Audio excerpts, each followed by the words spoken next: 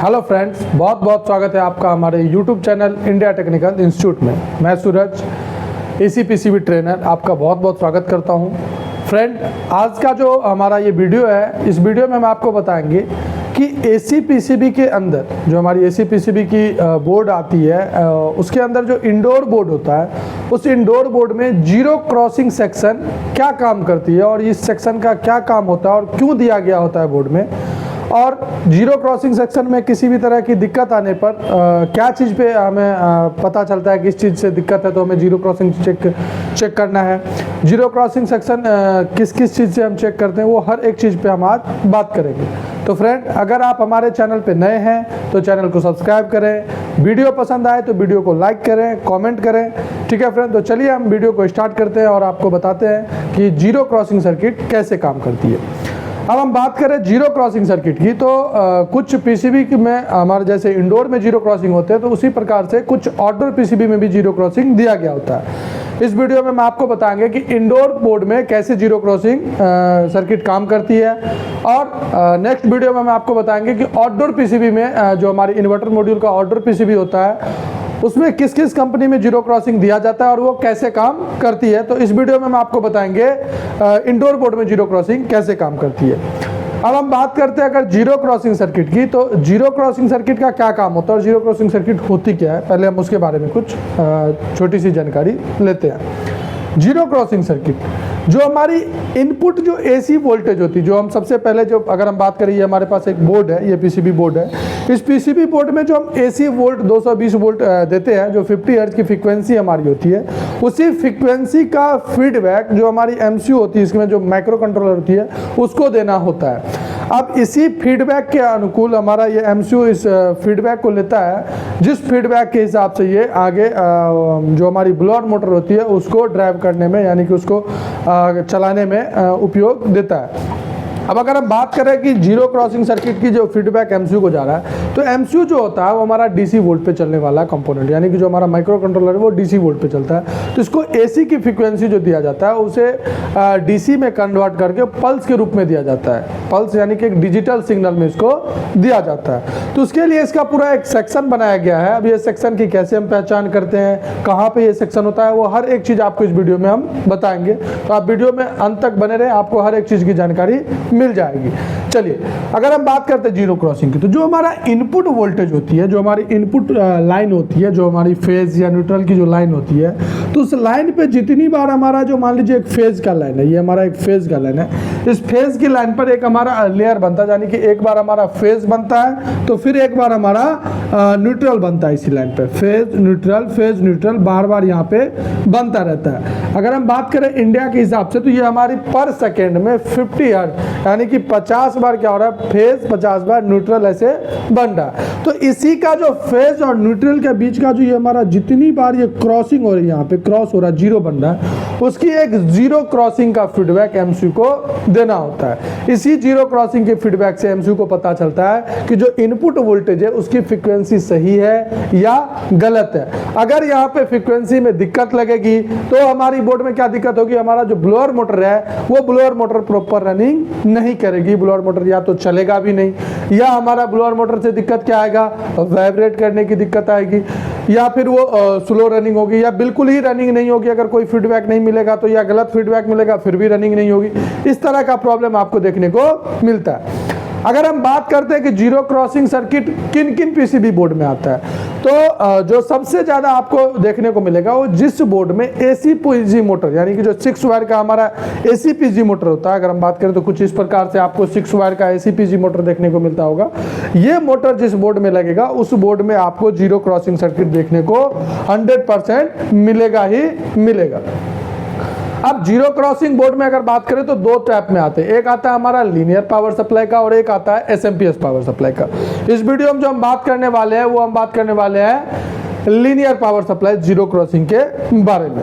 अब linear zero crossing की अगर हम बात करते हैं तो इसमें आपको सबसे पहले देखना है कि आपको जो आपका ब्रिज रेक्टिफायर डायोड लगा होता है एसी टू डीसी करने के लिए, जो आपकी सेकेंडरी कॉइल के पास जो ब्रिज रेक्टिफायर डायोड लगा होता है, वहां पे आपको देखना है कि कितने डायोड लगे हैं बोर्ड में। अगर हम बात करते हैं तो ये हमारे पास एक बोर्ड है, यहाँ पे देखेंगे आप तो यहाँ पे एक ब्रिज रेक्टिफायर डायोड लगा है, 4 डायोड मिलाकर 4 सेमीकंडक्टर डायोड लगाकर ब्रिज लगा, और ये हमारा ट्रांसफार्मर का सेकेंडरी कॉइल है, दिख रहा है आपको। इसी सेकेंडरी कॉइल कनेक्टर के पास आपको ये ब्रिज रेक्टिफायर दिखेगा, और यहाँ पे आपको देखना है कि कितना एक्स्ट्रा डायोड लगा है। तो अगर यहाँ पे 2 एक्स्ट्रा डायोड होगा तो यहाँ पे हमारा 2 डायोड जाएगा तो 100 हर्ट्ज की फ्रीक्वेंसी जाएगी। अगर सिंगल डायोड है तो 50 हर्ट्ज की फ्रीक्वेंसी जाएगी। अब कौन कौन से डायोड यहाँ पे हो सकता है? यहाँ पे नॉर्मल हमारा सेमीकंडक्टर डायोड भी हो सकता है, या किसी बोर्ड में आपको जिनर डायोड भी देखने को मिल सकता है। चलिए अगर हम बात करते हैं तो सबसे पहले जो आपको देखना है वो देखना है ट्रांसफार्मर की सेकेंडरी कॉइल की जो हमारी कनेक्टर है, यानी कि जो लीनियर ट्रांसफार्मर की जो सेकेंडरी कॉइल की कनेक्टर है, उस कनेक्टर को आपको सबसे पहले फॉलो करना है। तो 2 पिन का यहाँ पे हम बना लेते हैं सबसे पहले अपना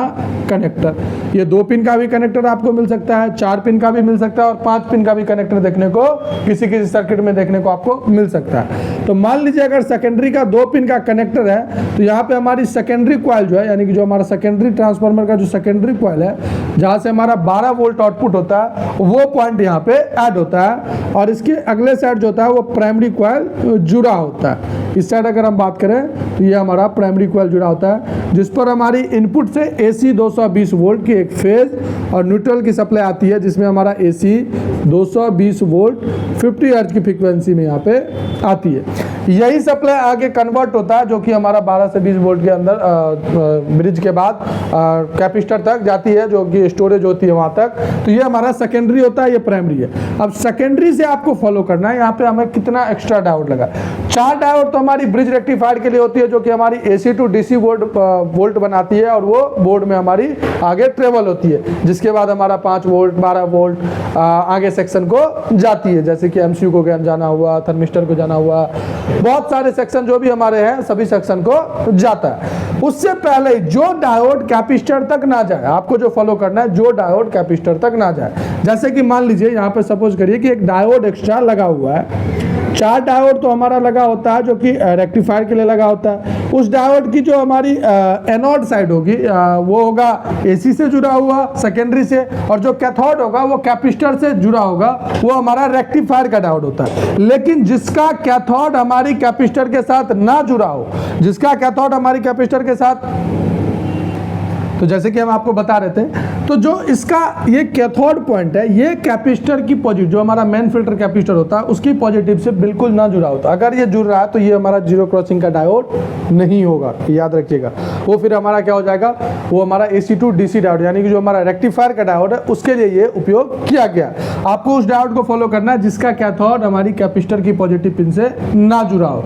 अब यहाँ पे जो इसका एनोड पॉइंट है, इसको फेज या न्यूट्रल किसी से एक से कनेक्शन दिया गया। अगर मान लीजिए इसको एक लाइन दिया गया है और यहाँ पे सिंगल डायोड लगा हुआ है, तो ये जो हमारी एमसीयू को फीडबैक देगा वो 50 हर्ट्ज की देगी। लेकिन अगर किसी बोर्ड में यहाँ पे 2 डायोड लगाया गया है तो वो जो आगे एमसीयू को हमारा फीडबैक देगा एसी इनपुट की जो फ्रीक्वेंसी का, वो 100 हर्ट्ज की फ्रीक्वेंसी चली जाएगी। 50 हर्ट्ज हमारी फेज की, 50 हर्ट्ज हमारी न्यूट्रल की चली जाएगी। तो मान लीजिए हम सिंगल डायोड से आपको समझा रहे, तो ये जो फीडबैक देगा वो 50 हर्ट्ज की ही देगी।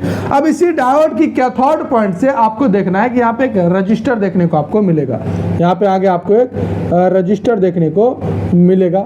इसी रजिस्टर के बाद आपको ये एक रजिस्टर, एक और रजिस्टर देखने को मिलेगा सर्किट में, जिसकी एक पिन जो होगा वो ग्राउंड के साथ जुड़ा होगा। जी हाँ, एक पिन जो होगा वो ग्राउंड के साथ जुड़ा होगा। अब जिस रजिस्टर का एक पिन ग्राउंड के साथ जुड़ जाता है उस रजिस्टर को पुल डाउन रजिस्टर कहा जाता है। और जहां पे रजिस्टर की एक पिन ग्राउंड के साथ जुड़ रहा हो और एक पिन सप्लाई से आ रहा हो, वहां पे एक वोल्टेज डिवाइडर का निर्माण होता है। यानी कि जो हमारा सप्लाई से जुड़ रहा है उसे पुल अप कहते हैं, जिसको हम R1 की श्रेणी में रखते हैं, और जिसको हम ग्राउंड से जोड़ रहे हैं वो हमारा पुल डाउन कहलाता है, यानी कि R2 रजिस्टर कहलाता है। तो R1 वाला हमारा पुल अप और ये हमारा पुल डाउन रजिस्टर होता है। पुल डाउन रजिस्टर होता है। अब अलग अलग सर्किट में अलग अलग टाइप के वैल्यू का उपयोग किया जाता है रजिस्टर का, ठीक है फ्रेंड। अब इसी डिवाइडर से, ये जो हमारा R1 और R2 के बीच से जो डिवाइडर निकल रहा है, इसी डिवाइडर से यहाँ से सप्लाई आगे जाती है, तो आगे एक ट्रांजिस्टर लगाया जाता है, NPN transistor, negative positive negative transistor का उपयोग किया जाता है। एनपीएन ट्रांजिस्टर यहाँ पे उपयोग किया जाता है। एनपीएन ट्रांजिस्टर 3 पिन के होते हैं, ये हमारा 3 पिन का एक एनपीएन ट्रांजिस्टर का उपयोग किया जाता है, हम यहाँ पे लिख देते हैं एनपीएन। इसकी जो बेस पिन होगी, एनपीएन ट्रांजिस्टर की बेस पिन, अब अगर ट्रांजिस्टर की बेस पिन की बात करें तो इसका पिन फिक्स नहीं होता, अब आपके बोर्ड के अनुकूल में वो चेंजेस हो सकते हैं। तो इसकी जो बेस पिन है, उसकी बेस पिन पे ये डिवाइडर की सप्लाई डायरेक्ट कनेक्ट होती है, और इसकी जो इमीटर पिन होगी, जो इसका इमीटर पिन होगा, वो ग्राउंड के साथ जुड़ा होगा, ये हमारा ग्राउंड के साथ जुड़ा होगा। और जो इसकी कलेक्टर पिन होगी, यही कलेक्टर पिन, यहाँ पे देखिएगा, सबसे पहले बेस पिन पे हमारी जो सप्लाई आ रही है, ये सप्लाई एसी वोल्ट से पहले डीसी हुआ, और डीसी से डिवाइडर द्वारा यहाँ पे पल्स के रूप में आया, यानी कि ये जो आई वो फ्रीक्वेंसी के रूप में बार बार फेज न्यूट्रल। तो जितनी बार इसकी पॉजिटिव पिन पे, यानी कि जो एनपीएन ट्रांजिस्टर की बेस पिन पे पॉजिटिव सप्लाई मिला, उतनी बार ये क्या हो रहा है, ऑन हो रहा है, यानी कि ट्रांजिस्टर उतनी बार क्या हो रहा है, एक्टिवेट हो रहा है। तो जितनी बार ये एक्टिवेट हो रहा है, उतनी बार कलेक्टर टू इमीटर आपस में क्या हो रहे हैं, कनेक्ट हो रहे हैं। जैसे हम आपको बता रहे थे कि जितनी बार ये बेस ऑन हो रहा है, उतनी बार ये कलेक्टर और इमीटर आपस में क्या हो रहे हैं, कनेक्ट हो रहे हैं। इसी कनेक्टिविटी से, यही कलेक्टर से सप्लाई हमारी बाय रजिस्टर एमसीयू से कनेक्ट होता है। अब एमसीयू से कनेक्ट होता है, लेकिन अगर मान लीजिए ये कलेक्टर टू इमीटर बार बार कनेक्ट हो रहे हैं, यानी कि जितनी बार इस बेस पिन में फेज की सप्लाई मिल रही है, पॉजिटिव सप्लाई मिल रही है, उतनी बार ये क्या हो रहा है, आपस में कलेक्टर टू इमीटर कनेक्ट हो रहे हैं। लेकिन इस लाइन को अभी फीडबैक का पता चलेगा ही नहीं, क्योंकि इस लाइन पे कुछ है ही नहीं। तो इसको पता है, यानी कि फीडबैक के रूप में कुछ देने के लिए, यानी कि तो वोल्टेज ही दे सकते हैं। तो एक 5 वोल्ट की लाइन से, 5 वोल्ट की लाइन से रजिस्टर लगाकर, इस रजिस्टर को पुल अप रजिस्टर का नाम दिया जाता है, और इसकी लाइन पर कनेक्ट किया जाता है। अब यहाँ पे आपको करीबन 10 किलो ओम के आसपास का रजिस्टर देखने को मिलता है। इस रजिस्टर को पुल अप रजिस्टर के नाम से जानते हैं, क्योंकि जो रजिस्टर सप्लाई में जुड़ा हो उसे पुल अप रजिस्टर ही कहा जाता है। अब होता क्या है यहाँ पे, थोड़ा ध्यान से समझिएगा। जितनी बार इसकी बेस पिन पर ये सप्लाई पॉजिटिव के रूप में आ रहा है, उतनी बार कलेक्टर टू इमीटर आपस में क्या हो रहा है, कनेक्ट हो रहा है। जितनी बार ये कलेक्टर इमीटर जुड़ रहा है, तो ये जो कलेक्टर पिन पे जो 5 वोल्ट की लाइन से जो सप्लाई आ रही है, वो सप्लाई इमीटर के साथ बार बार ग्राउंड के साथ ड्रॉप हो रहा है। तो इसी ड्रॉपनेस से इसकी लाइन पे जो वोल्टेज ड्रॉप हो रहा है, उससे एमसीयू को इसकी जीरो क्रॉसिंग का फीडबैक पता चल रहा है। अब ये वोल्टेज कितने बार ड्रॉप हो रहा है, तो अगर इसकी बेस पिन पे, ट्रांजिस्टर की बेस पिन पर 50 बार ऑन ऑफ हो रहा है, तो ये वोल्टेज 50 बार ड्रॉप होगा। अगर 100 बार होगा तो 100 बार ड्रॉप होगा। तो जितनी बार ये वोल्टेज यहाँ बेस पे आएगा, उतने ही बार ये ड्रॉप होगा, जिससे एमसीयू को पता चलेगा कि यहाँ पे कितनी हर्ट्ज की फ्रीक्वेंसी चल रही है। अगर यहाँ पे आप वोल्टेज के रूप में चेक करने के लिए जाएंगे यहाँ पे एमसीयू के पिन पे, या आप ट्रांजिस्टर की कलेक्टर पिन पे, तो ऑन बोर्ड आपको यहाँ पे वोल्टेज मिलेगा वो 0.200 मिली वोल्ट से लेकर 0.800 मिली वोल्ट या 2 से 3 वोल्ट के बीच में आपको ये सप्लाई देखने को मिलेगा। अगर आपको यहाँ पे फ्रीक्वेंसी में चेक करने जाएंगे, यानी कि जो हम अगर मीटर की बात करिए, हमारे मीटर की जो फ्रीक्वेंसी रेंज है, यहाँ पे इस फ्रीक्वेंसी रेंज पे आप चेक करने जाएंगे, तो आपको यहाँ पे अगर सिंगल डायोड है तो 50 हर्ट्ज की फ्रीक्वेंसी देखने को मिलेगा। अगर डबल डायोड है तो 100 हर्ट्ज की फ्रीक्वेंसी देखने को मिलेगा। यही जीरो क्रॉसिंग के फीडबैक के हिसाब से हमारी जो सर्किट में ब्लोअर मोटर होती है, उस ब्लोअर मोटर को एसी वोल्टेज पे रनिंग करवाने में, एमसीयू स्विचिंग करने में कार्य करता है। अगर हमारी जीरो क्रॉसिंग में किसी भी तरह का दिक्कत आता है, तो सीधा इफेक्ट किस पे पड़ता है, अगर इंडोर बोर्ड में जीरो क्रॉसिंग पे दिक्कत आएगी, तो आपकी ब्लोअर मोटर जो इंडोर में लगा है, ये आपका या तो बिल्कुल नहीं चलेगा, या ब्लोअर मोटर स्लो चलेगा, या चल के बंद हो जाएगा, या आपका वाइब्रेट आएगा। तो अलग अलग प्रकार की दिक्कत आती रहती है। चलिए हम आपको यही चीज बोर्ड में ट्रेसिंग करके दिखाते हैं कि जीरो क्रॉसिंग सर्किट कैसे हम पता करते हैं। तो फ्रेंड, जैसे कि आप देख सकते हैं, ये हम सबसे पहले मल्टीमीटर को यहाँ पे बीप रेंज पे लगा लेते हैं। ये हमने बजर रेंज पे लगा लिया, ये बज रहा है, ठीक है। अब सबसे पहले अगर हम बात करते हैं तो यहाँ पे देखेंगे तो ये हमारा सबसे पहले सेकेंडरी का कनेक्टर है। यहाँ दिख रहा होगा आपको सेकेंडरी का कनेक्टर, और इस कनेक्टर के पास आपको यहाँ पे डायोड देखने को मिल रहा है। 3 2 5 1 6 डायोड यहाँ पे लगा हुआ है। तो अब यहाँ पे हम ये देखेंगे कि हमारा 4 डायोड जो है वो तो सबसे पहले ब्रिज रेक्टिफायर का है, और यहाँ पे 4 डायोड अगर ब्रिज रेक्टिफायर का, तो 2 डायोड जो लगा है वो एक्स्ट्रा डायोड है, यानी कि वो हमारी जीरो क्रॉसिंग की डायोड है। अब इसी डायोड से हम फॉलो करेंगे कौन सी डायोड की सप्लाई हमारी इस कैपेसिटर की पॉजिटिव पिन पे नहीं जा रहा है। अगर कैपेसिटर की पॉजिटिव पिन पे सप्लाई जिसकी जा रही होगी वो हमारा जीरो क्रॉसिंग का डायोड नहीं होगा। अगर हम यहाँ पे बात करें तो इन 2 डायोड की जो कैथोड पॉइंट है वो आपस में बीप कर रहा है, और इसकी अगर हम पॉजिटिव लेग पे जाके चेक करते हैं तो ये सप्लाई पॉजिटिव पे नहीं जा रहा है। बाकी अगर 2 डायोड की हम बात करें तो ये दोनों कैथोड हम अगर आपस में चेक करते हैं तो ये आ रहा है, और ये कैपेसिटर की पॉजिटिव पिन पे जा रहा है। तो ये हमारा हो गया रेक्टिफायर का, और ये हो गया हमारा जीरो क्रॉसिंग का।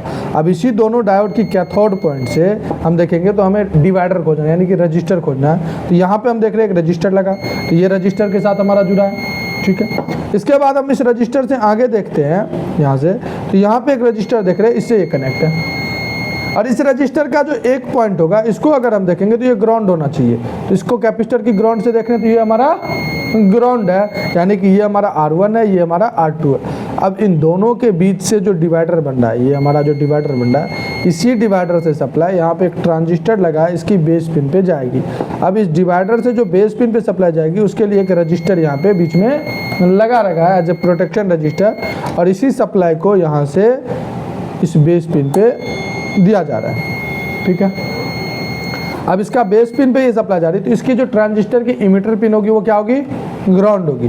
तो यहाँ से हम देखते हैं कि इसका इमीटर पिन ये है या ये है, तो यहाँ से हम ग्राउंड देख लेते हैं, नहीं है ग्राउंड, इसको देख लेते हैं, ये ग्राउंड है हमारा।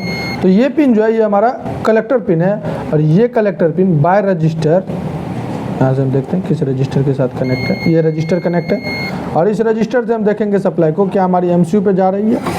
यहाँ से देखते हैं हम आपको, ये देखिए, ये देखिए, ये हमारी MCU के साथ आ रहा है, ठीक है। लेकिन अब इसी कलेक्टर पिन पे हमें वो चीज़ ढूंढना जो सबसे मेन इंपॉर्टेंट चीज़ है। क्या ढूंढना है, इस रजिस्टर पे कलेक्टर पिन पर एक पुल अप रजिस्टर लगा होगा जो कि 5 वोल्ट की लाइन से जुड़ा होगा। तो इसी कलेक्टर पिन पे हम देखते हैं कि यहाँ पे रजिस्टर दिख रहा है, ये रजिस्टर क्या जुड़ा है, नहीं जुड़ा है।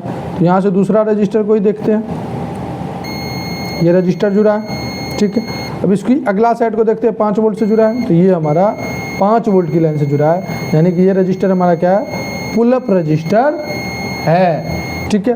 तो इसी प्रकार से जीरो क्रॉसिंग सर्किट को आप ट्रेस कर सकते हैं। अदर बोर्ड की बात करें तो आपको अलग अलग बोर्ड में अलग अलग टाइप की जीरो क्रॉसिंग देखने को मिल सकता है, जैसे कि और बोर्ड में भी दिखाने की कोशिश कर रहे हैं कि कैसे अब आप इसको फाइंड आउट करेंगे।